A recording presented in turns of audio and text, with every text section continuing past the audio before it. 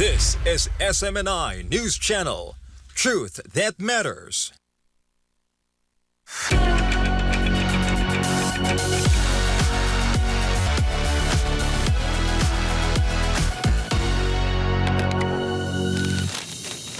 Good evening. Welcome to SMNI. You're watching the first episode of Business and Politics for 2023. I'm your host, Dante Klinkang. To kick off the new year, we will focus on education. Our guest is Ms. Doris Ferrer, Executive Director of the Private Education Assistance Committee, or PEAC. It is a trustee of the Fund for Assistance to Private Education, or FAPE. More significantly, PEAC manages the longest-running public-private partnership in education in the country, the Education Service Contracting Program that was legislated in 1989 and known as the GASPE Law. The GASPE is the government assistance to students and teachers in private education. Recently, Ms. Ferrer was also named as one of the private sector representatives to the Second Congressional Commission on Education, or EDCOM-2. It will tackle not only a review of the K-12 system, but also address the education crisis that the World Bank said the Philippines is now experiencing. We'll ask Ms. Ferrer what are the key challenges facing the education sector and what are the policy interventions needed to address them. Doris, thank you.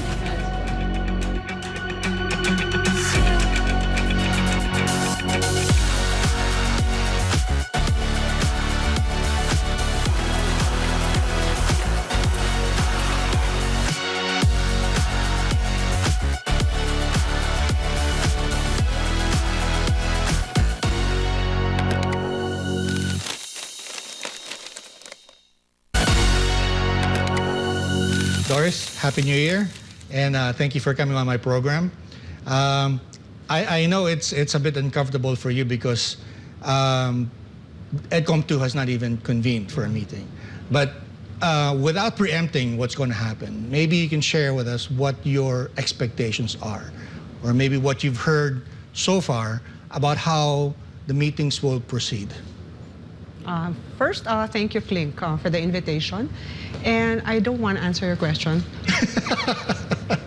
at this time. Okay. I heard your introduction, so I'd like to talk a little about the Private Education Assistance Committee and the co-implementation work. Sure, not many people know about about the Department of Education. Yes, exactly.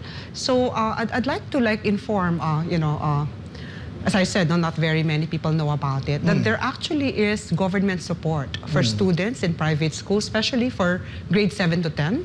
That's the Education Service Contracting Program. And we have 1 million grantees this school year and for the last several years.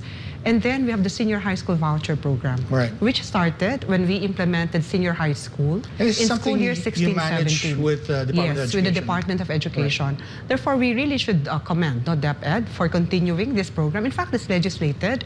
However, we know that there are a lot of improvements that can still be done for this program to really be successful and to operationalize what we've always maintained, that public and private schools or institutions should complement each other in order for us to move together as one education system.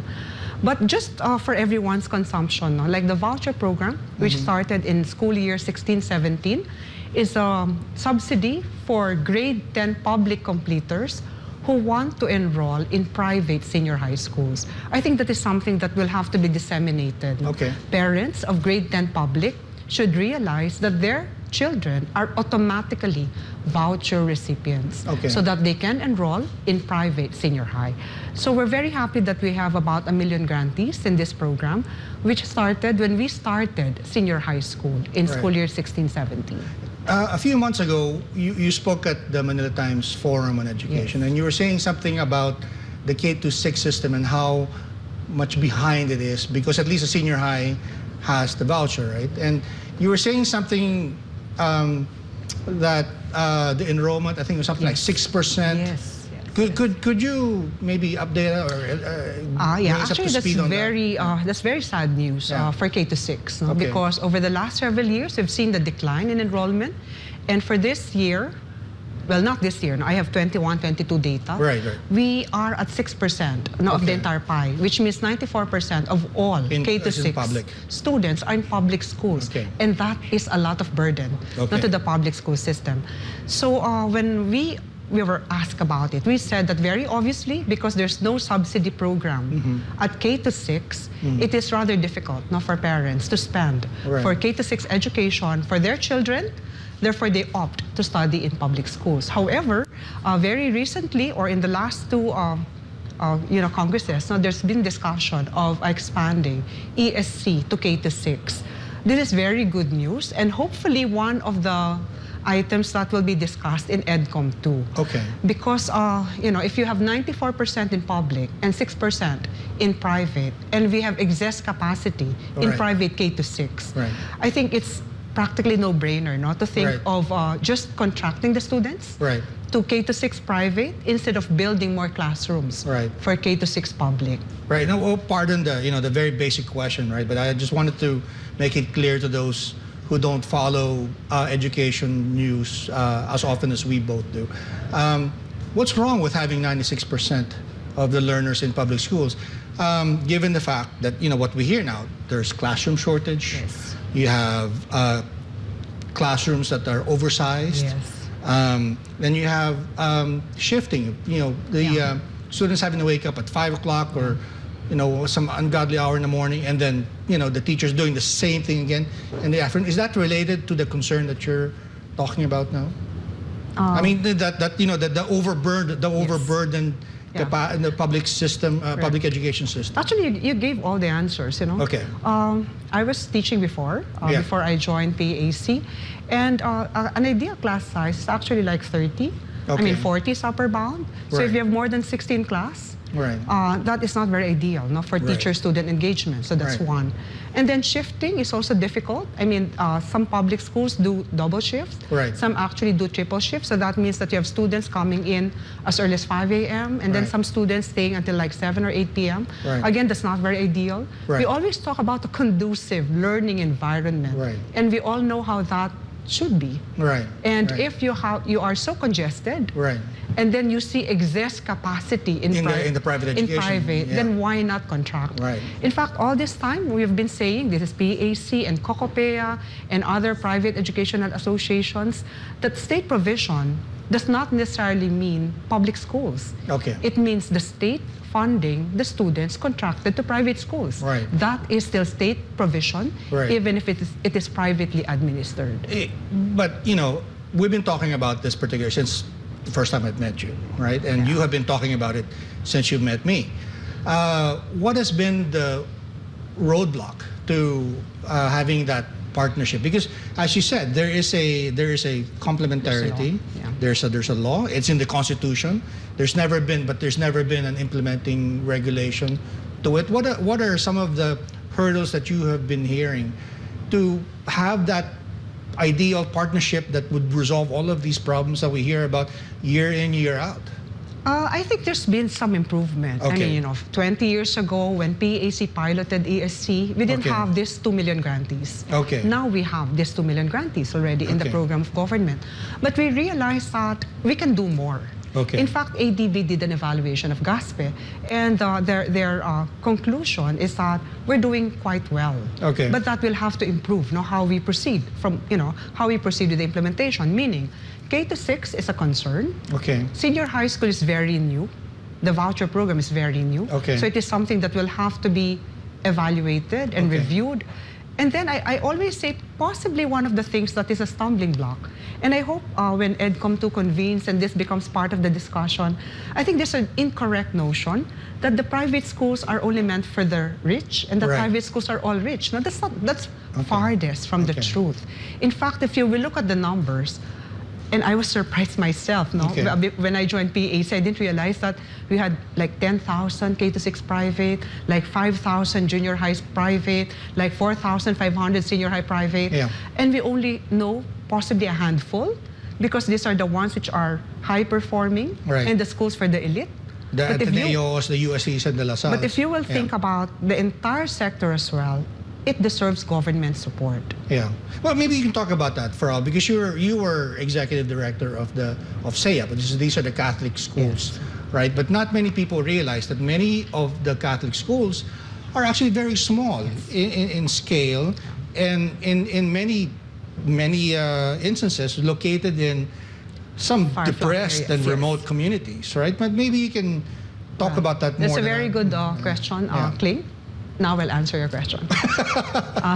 We can also make this part of the discussion of EdCom too, because in the past we've also talked about this. We said the IP schools, for example, should they not all get 100% government support?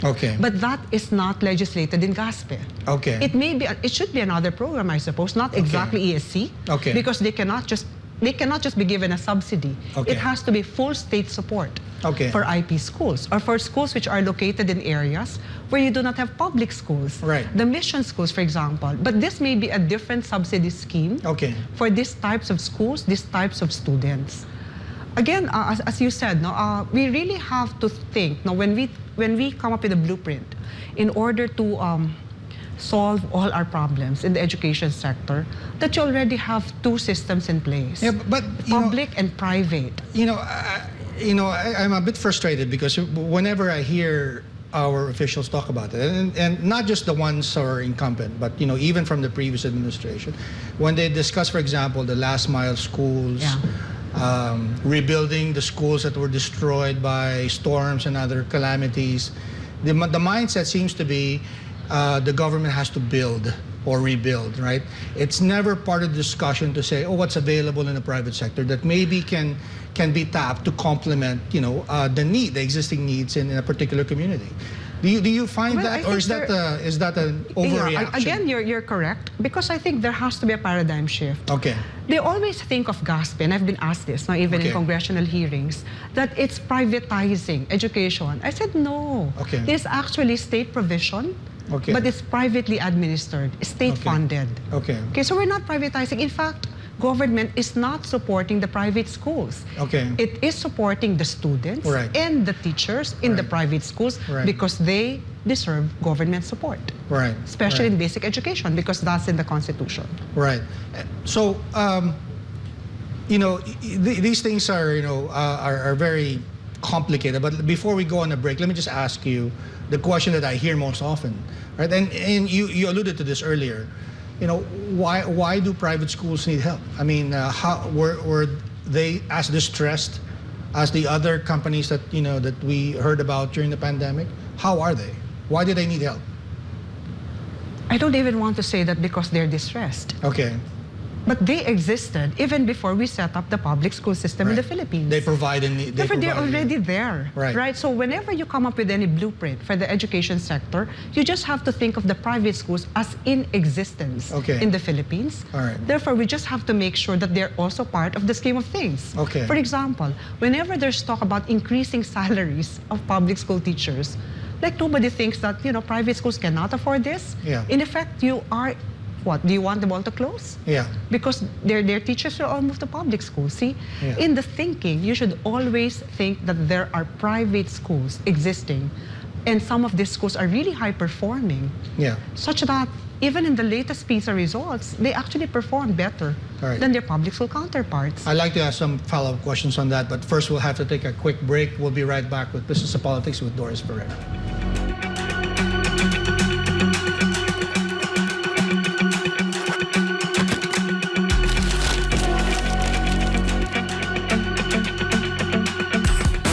Did you know that water is the only drink that can quench your thirst?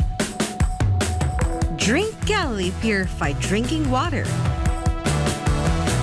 Every bottle undergoes advanced scientific process to ensure safe, clean, and pure bottle.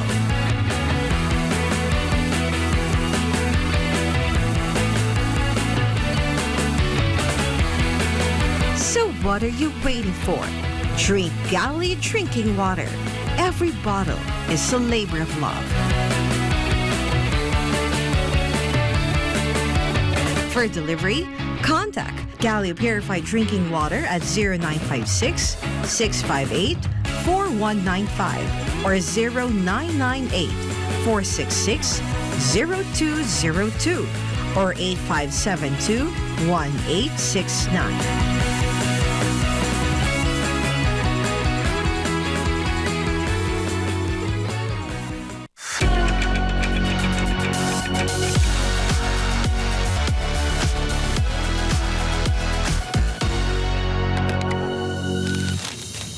Welcome back to Business and Politics. Doris, I know our topics got derailed, but you brought up an important point there about teacher salary. Of course, everyone in the Philippines wants to have well-paid teachers because they recognize the importance. But the initiatives that have been seen so far really benefited the public school teachers. And my point is that not enough consideration has been given to the implications on the teachers in the private education side of the system. You were saying something about that. What are the implications to the private schools? Okay, even while we speak, there actually is teacher salary subsidy, which is part of GASPE, that's given to teachers who are in ESC participating schools, right? But it's 18,000 pesos a year. Okay. Of course, we understand it's a subsidy because the private school actually pays the salaries of the teachers, and that this is just subsidy coming from government. Right. Okay. However, if you run away with the salaries of public schools, definitely the private schools who are relying on tuition and partly on teacher salary subsidy will not be able to match the salaries in public schools. So is it just a matter of maybe introducing a complementary measure to maybe increase the TSS as well when you increase or possibly a law that will allow government to pay the difference between salaries of public and private school teachers? Such a law can be enacted. In fact, there are other countries that actually do that. Because right now, the problem really is teachers in private schools migrate to the public schools.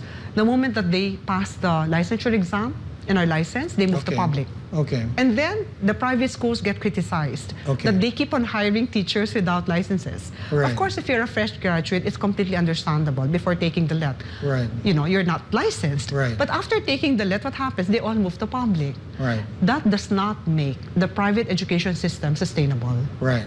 Because really, in order for us to move this nation forward, both drivers, public and private, should be of good quality, should be sustainable, should be competitive, should be able to deliver. Right. But if you keep on moving those teachers, then that is very difficult for small private schools. I say small because these are the ones which cannot match the salaries given in public schools. Right. And so again, as you said, that will lead again to the overburdening of the public education system. But what have you heard from legislators when you talk about maybe increasing TSS and maybe there's even a lot of discussion about the amount of the vouchers themselves, right? I mean, that's a whole set of issues right there. But what's the pushback from government?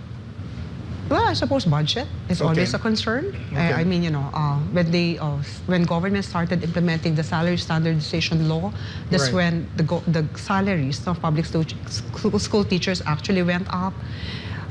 What else may be a constraint? I think there are some groups who are critical about this as well. So I don't know. I don't know what exactly is. There's something. I suppose the sector is not big enough to matter. Right. That they listen more, I suppose, to public school teachers than to private school teachers. I mean, we in Cocope actually feel that at times, right? Right. That we feel that we're taken for granted. Right. Well, do you think that fairly or unfairly that there's a perception among some legislators that, well, it's a private sector, they'll find a way to source the funds? And also because we all know how problematic the public school system is, right? Which means every time we talk about our concerns, and then you realize that the concerns there are really a lot bigger. Right. Then I suppose just a matter of prioritizing as well for government, where to put its resources. For example, public schools, we know how well congested they are. Okay. We know the state of their infrastructure. Right, we know toilets, and all of these washing facilities, which we all discovered during the pandemic that there's really a dearth for this. Right. So then you realize it's really in a more problematic state. Right. Definitely, we've always said in the Private Education Assistance Committee that we really want the public schools to be successful as well. Right. We want both to it's a system, deliver. right? Of course. Yeah. Quality education to be delivered by both. In fact, we always say we want parents to be empowered in choosing where to bring their children, public and private, and not because private schools are doing better, do they move them there. But that is because they're actually just about the same in terms of delivering quality instruction. It's just that say for senior high, I like the STEM strand, so this is, this is a provider, and this public school is not providing it. See, we don't want it said that we want students to go to private because it's a better school than public. Right. That will not help us because majority of our students are in public schools. Right. Now, has there been any discussion on how much the TSS, the teacher salary subsidies, should go up? When you have an increase in the salaries of public school teachers, should it be a one-to-one increase, or there are of course other factors that may help people decide where to be employed, whether in a particular private school or public school. What have you been hearing from the private education side? What are the teachers saying? They have been talking. Okay, I actually asked them about it, for example, and they always say that they did not receive salaries equivalent to public. Okay, so they but about 80 to 90% would be fine with them. Okay, because they realize that there are other factors that are better, other conditions that are better in the private schools. Right. Okay, but however, we really think government should think this through. Okay. Right, for both public and private. Right. So that we do not marginalize any of the two sectors. Now, we're talking about this, in the realm of complementarity, right? But this is really just one aspect of it. Yes. Another one that I've heard about is the seeming competition between public and private schools on the courses offered, and to a point where some state universities are offering courses that are not in their mandate. Is that a problem, or is it just my imagination? So earlier it was like basic education, where we had some concerns about congestion in public basic ed. That's why we think that private should share the burden via ESC and the vouchers. But for higher education, yes, that is a concern. Like you have a lot of SUCs and LUCs, and all of a sudden, there's decline in enrollment in private HEIs. And then you have a law that gives free higher ed only for SUCs and LUCs, free tuition for SUCs and LUCs. So again, that tipped the scales very obviously, and a lot of our private HEI suffered in terms of decrease in enrollment because of free tuition in SUCs and LUCs, and on top of that, they have tertiary education subsidy. Right. So at the end of the day, I think, is it correct to say that what suffers is the quality of education? Is that a fair thing to say, or is that too big of a leap? I think that's rather sweeping, if you bring it there. But to me, it's really a matter of rationalizing all of these subsidy programs. I mean, think of it this way. We thought that at grade 12, there are 4 exits. And one of those exits is college. They can actually find employment, or they can do, be entrepreneurs, etc. And then you offer free tuition in college. I thought that was just one of the exits, right? So how come how come we have that kind of a subsidy program when K to 6 needed help? Of course, I'm rather biased about this. But foundational at this time is so important. We've seen all the World Bank reports that our students are not reading. I mean, 91%, that's a World Bank estimate, of course, are not reading at grade 5, no? So what does that mean? I mean, why support at higher ed? When you're foundational, you have a lot of concerns with reading and math. Well, I'll follow that up with, why stop at the formal education system? Because if you look at the literature today, I mean, it really begins with the family, and how the parents converse with their newborns, and that has an impact on. Well, according to the ones that, and you may want to validate it, that has an impact on how well the child performs in school and later on in life. I mean, is that something that should be looked at by EDCOM too? Yeah, I think yes. I think I even saw that in the NEDA PDP, very recently released.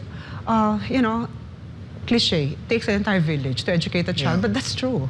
I mean, you can't just keep on relying on the school. I mean, there's the home, right? And before kindergarten at 5 years old, you have, at 1 to 5, these are the years when the child should be properly nourished, should be given a safe and secure environment, should be taught how to start, reading and speaking, right? So again, if we look at the problem of the education sector, it is not just DepEd and CHED and TESDA who can solve it. Right. I mean, you need It's DOH, really, you need DSWD, you need DICT. Right. It's the village. Yeah, and I was drawing from something I've read from Clayton Christensen. I don't know if you've read some of his work. And he mentions this, the importance of the kind of conversations you have with your children. But if you think about that, then, as you said, you start going to these other government agencies that are responsible for that. And one that comes to mind is the Population Commission. They talk about teen pregnancies and how this may impact on the ability of mothers to, be a good parent, and that, cascades into the development of their children, right? Of course, you don't want to be like judgmental about this, right. no, but our economy is really not in good shape, right? Okay. Which means that the parents are working. Right. And if they're working both out of the home and at home, then how much time do they have for their children? Right. So it really is not just, again, if we want to look at the world's best systems, like you go to like Singapore and all of this, good systems, Australia and all that, you'll see that the economy is also in good shape. Okay.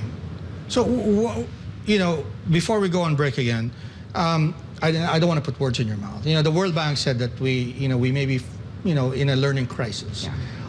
Is that a fair thing? Is that a fair assessment from your vantage point, or is that an overreaction to what needs to be done? It is a fair assessment. Okay. Well, not much elaboration there.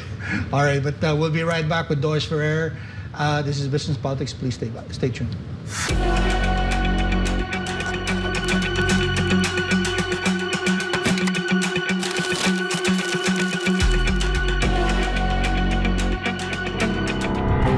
Looking for a reliable security partner? Whatever your needs, we have the right team for you.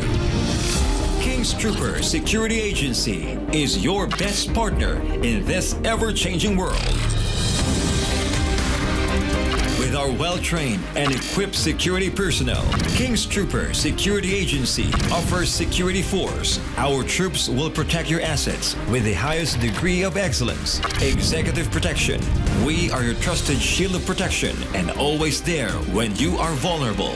Private investigation service, because we believe that security never sleeps. Security survey, to satisfy your security needs. Excellent customer service, because what is important for you is our responsibility. K9 unit service, to ensure minimize loss and maximize safety. CCTV installation, so that you can focus on tomorrow. Emergency response team, we have dedicated team with on-time response. Don't leave your future at the hands of change. Our troops never compromise. For your safety and your assets, choose King's Trooper Security Agency, the power to security.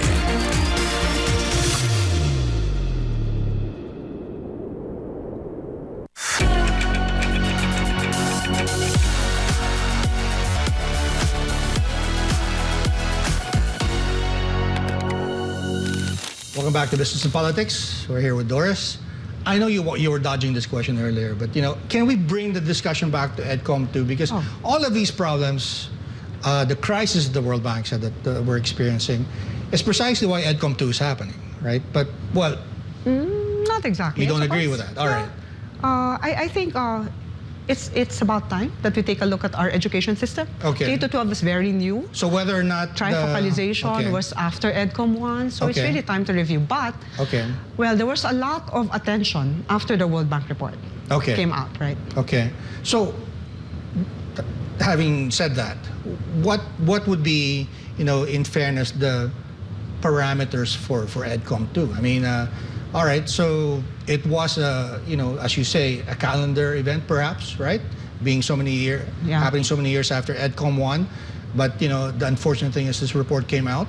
Well, how does that influence now the parameters for EDCOM 2? I mean, do we only look at a review of the K-12 system, which we just recently fully implemented, or as you were alluding to earlier, do we look at other things that are under the umbrella of DICT and other government agencies, and even the way we we parent our children. Yeah. I think that's how it will be. Is that all fair game? Yeah, I think it is. Because if you talk about introducing the reforms that will allow us to solve the crisis in education we find ourselves in, then you'll need all of this. It's like all hands on deck.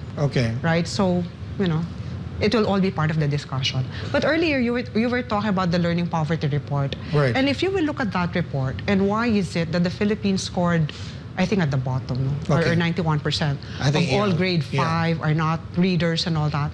They actually took in learning, they actually have several constructs. First is schooling deprivation. Some of our children, school-age children, are not in school. Therefore, the assumption is that they're not learning. So that's schooling deprivation. Right. But we also have learning deprivation. And this is the one that, that's why I said, do we have seatbelts here? The students are in school, but are not learning. And all of our national achievement tests and all of the large-scale international assessments show that they are in school, but they're actually not learning.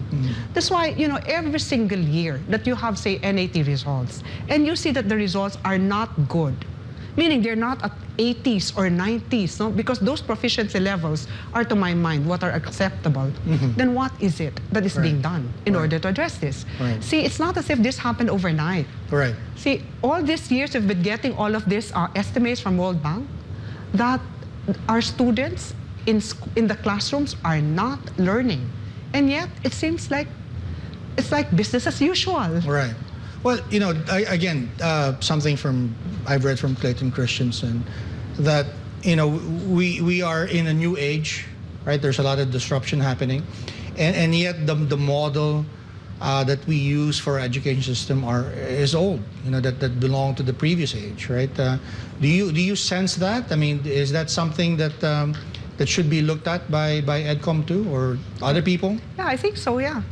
Like the role of software, for instance, the whole very setup, recently you had an issuance from, say, CHED that HEI should go back to in-person.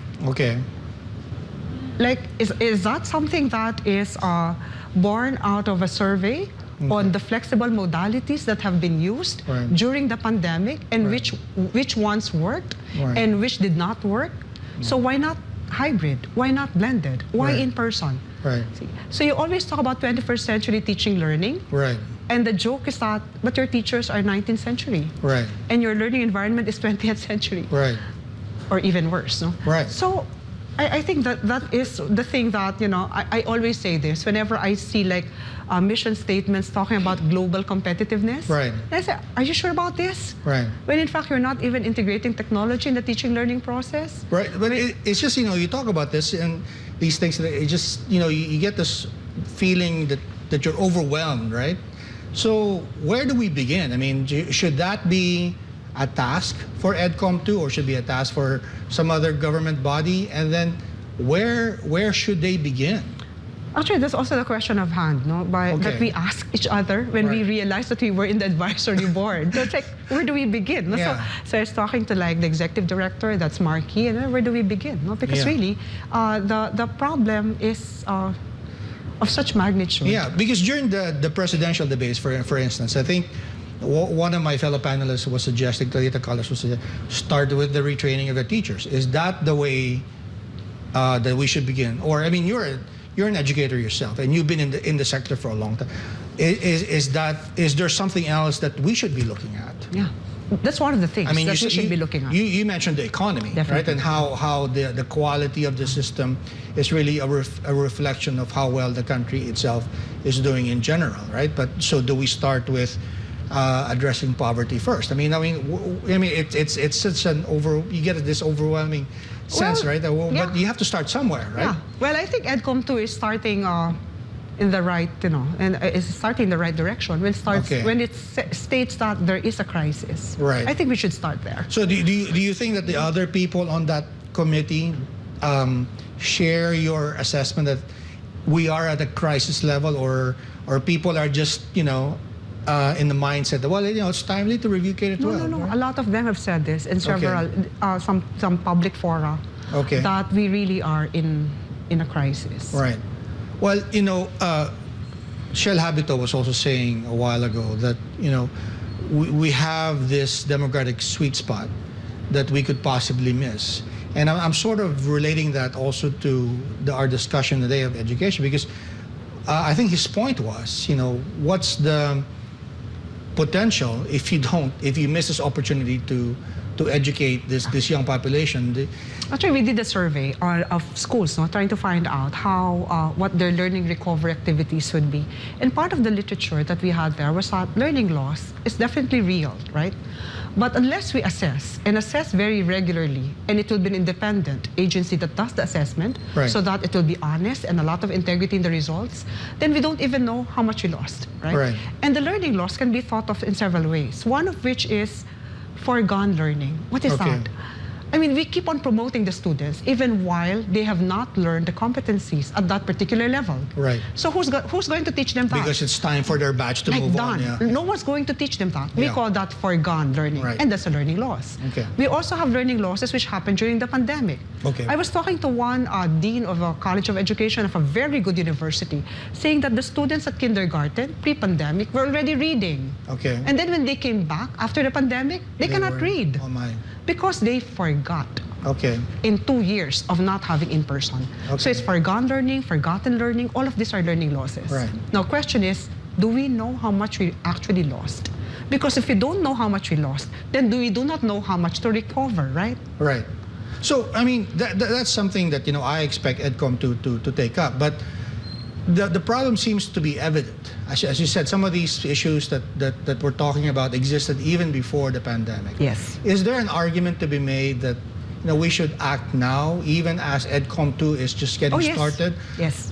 Increase the TSS, yes, increase the voucher amount, yes, increase, the budget for public ed. Correct. I mean, you're right. Why wait, right? Why wait for the outcome of EDCOM 2? I mean, there's certainly some things that can be done right now. But definitely, I'll say that. What are those things that should be done in your point of view? Like because these are my opinion, right? Yeah, but what's yours, right? Like increasing the budget for subsidies. Okay. Okay, so do you decongest public right now, right, and stop? You don't need to keep on building, right, because there's excess capacity. Right. This is legislated, it's proven. There's a track record of implementation by PAC and DepEd. Then get it done. Right. Right. K to 6. Why don't you do K to 6 now ESC, so that you'll have again better. You have a better chance at quality delivery at K to 6. Because I was asked in that Manila Times Forum as well. Right. They were talking about education revolution. And then they said, what can I say about that? And I said, I'm sorry, but my answer will make you laugh, because my revolution is really go back to basics. Right, right. Now, I hear, I don't know if you've been hearing the same things, I hear from Knapsville, for example, that some of their members have facilities that are being leased out to public schools. Yes. And I guess that's one way to monetize the facilities, but that's certainly not an ideal arrangement or a sustainable one for them. I mean, how prevalent is this based on what you've been hearing? Well, I've heard it like bits and pieces. I don't have figures. No? So would it be fair to say that what we're talking about can have an immediate impact? Let's say, increase of subsidies, the capacity in the private sector is there. Okay, right? You know why I say or is this a daydream just to say? No, Clint. Because when we do ESC, this is one thing that I think DepEd should really have an equivalent of. Okay. We certify the schools, okay, meaning there's periodic quality assuring of participating schools. Okay. I mean, DepEd should also do that, right? Okay. I mean, we need an equivalent in the public schools that they're able to quality assure the schools as well. Okay. Because definitely it's really not about seats as well.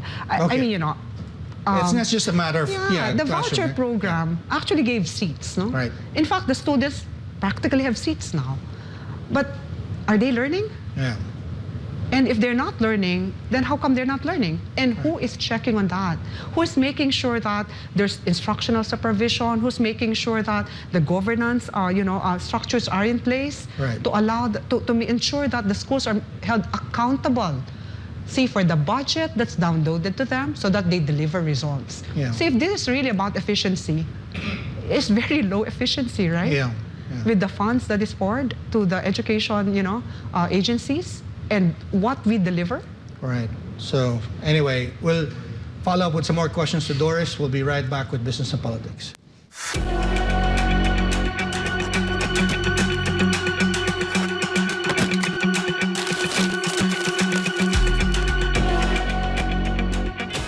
someone's in trouble.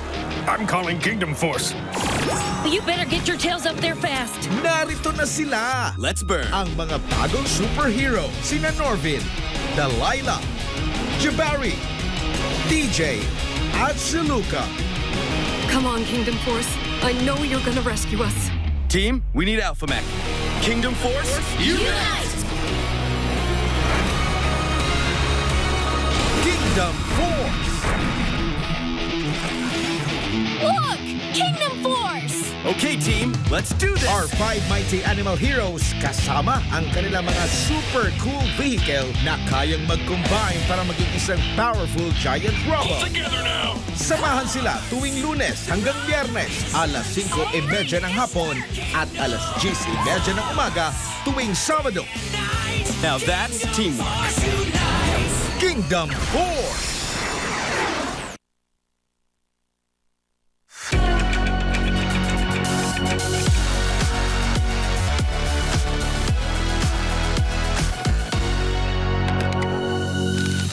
Welcome back to Business and Politics. You're watching SMNI. We're talking to Doris Ferrer of PEAC. You've made this interview quite difficult for me, but I'll make it a little bit difficult for you as well. What? I read a study from PIDS last year that there are fewer learners interested in science and mathematics. Yeah. Right, and this was contradicted by a report I read from DOST, which says the opposite, right? I just want to draw on your background as a physics teacher, right? And my premise is that STEM is going to be important in the future, right? I mean, the way our society is evolving with all these disruptions, you need people who know science and mathematics, yeah. right? But and yet a lot of learners seem to be, at least from what I've heard, intimidated into going into that stream. How do we make it interesting? And from a practical, from a teacher's perspective. I mean, from your background, how can we make that interesting to young learners? I guess we can tie it in also with what we've been talking about, right? I'm not exactly young, so I'm not sure. No, I mean, for learners. No, but when I was teaching, and yeah. just for the audience's consumption, I'm also a DOST scholar, by the way. I did BS Physics for teachers. That's a DOST program, PNU De La Salle University, and. What did I find out when I was teaching then at the Manila Science High School? Went to St. Sco Manila. The students actually think that it's an elite subject or elite subject, science and math, and that they're not wired for this. Okay. So, of course, Manila Science is different. They go to school knowing that they are good in math and science. So again, I think it's also a question of us demystifying science and math. Okay. Because if you start with that, mindset, that conception, that is only for a few, right. and that these are difficult subjects, right. then again, you lose the fun in the learning, and the students, it's really self-fulfilling, right? Difficult, right. I'll flunk and all that. Right. And when I was teaching physics, we actually used a textbook, well, it's a foreign author, we call it conceptual physics. Concepts first, before the equations. Okay. Because the equations have no meaning. Okay. Right? In fact, when they started using their algebraic equations and then I translated them into physics equations, they didn't realize that that's y, that's x. Because right. all they thought of was x and y, x right. and y. Right. So I think there has to be an effort there. Plus, when I was teaching, say, in basic ed, teachers sometimes have that tendency to think that all of their students need to be physicists, chemists, biologists. They're not. That's basic ed. Right. Right. Therefore, the thing is, they should learn, they should enjoy, because in basic ed, that's when you're supposed to find out where exactly is your strength. Right. Which, what is interesting to you. Right. Where do you want to contribute? Right. So stop terrorizing them, in basic ed. Right. So I think, well, those are the things I learned. Of course, I started out as a terror teacher as well. So eventually... we may be getting messages from your former students, but I guess tying it into our discussion about EdCom 2 and the quality of education, and we mentioned earlier that we really have to look at also the teacher training, right? And it's not just STEM. Right? I mean, it's in many subjects.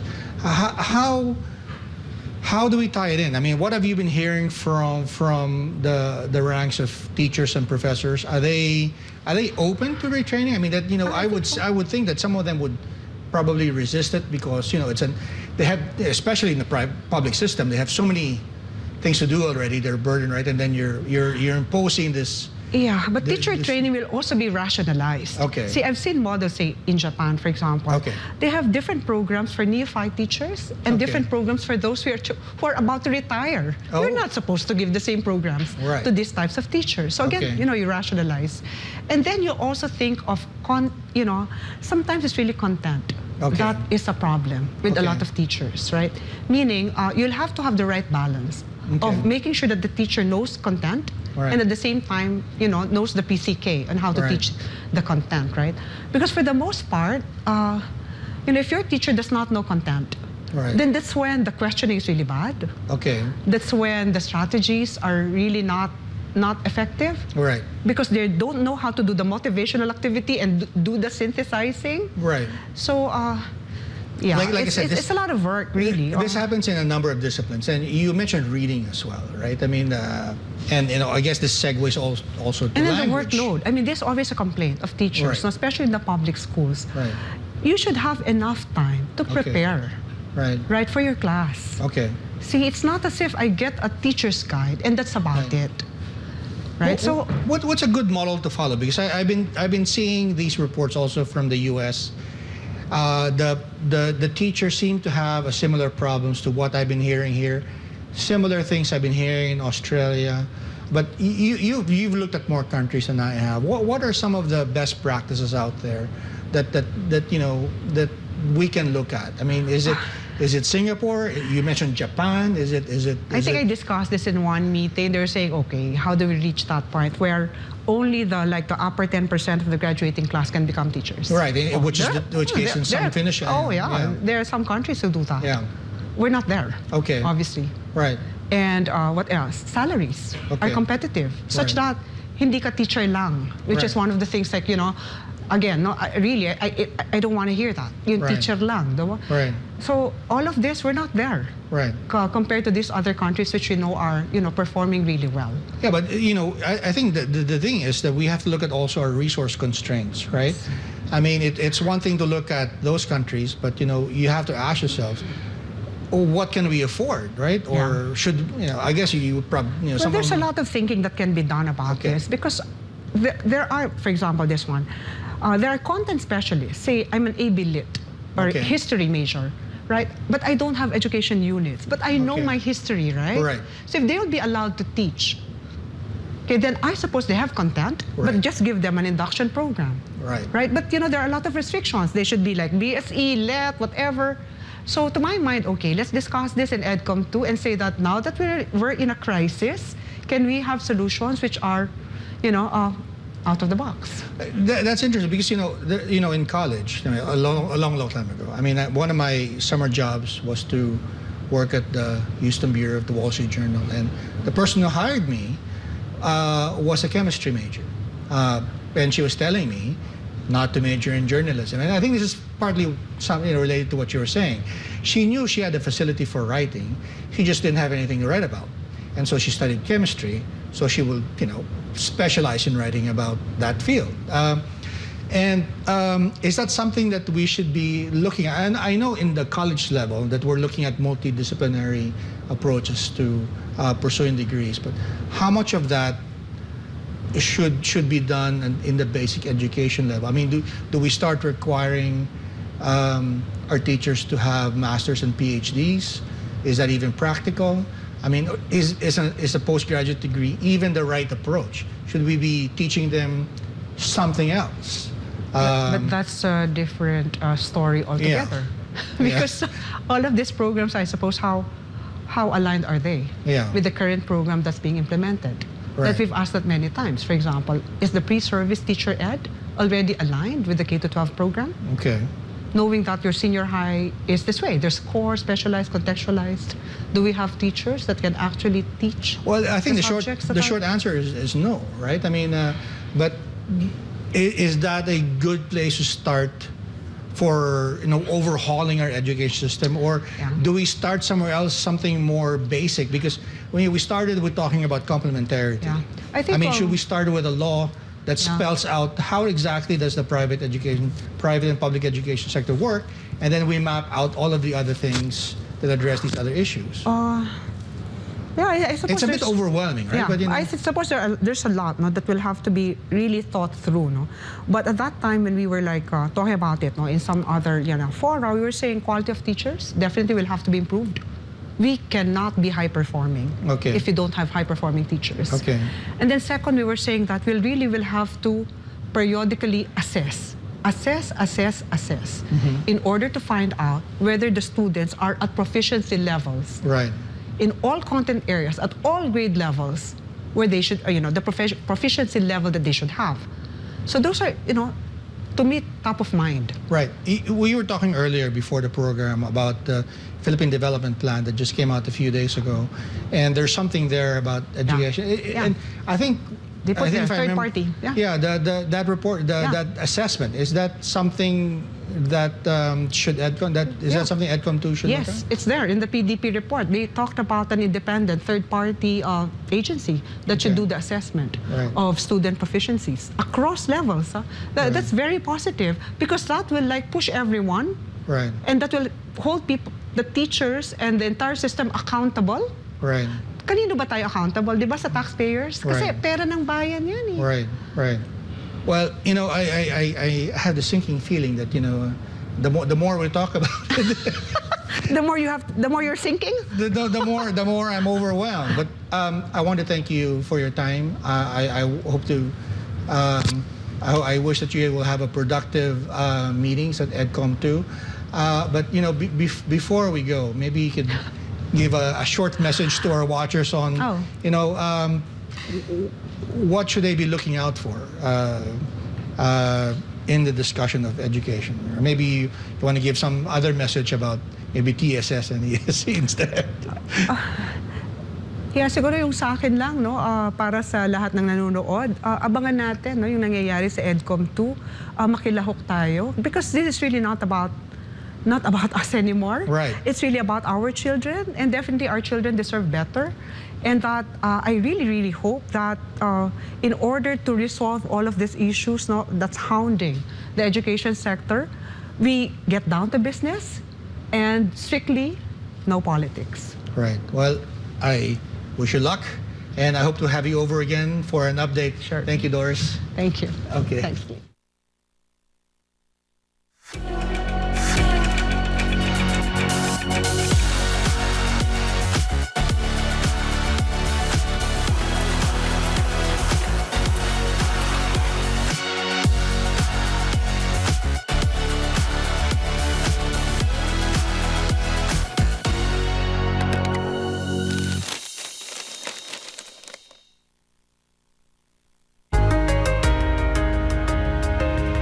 Nais mo bang mapanood ang SMNI sa telebisyon?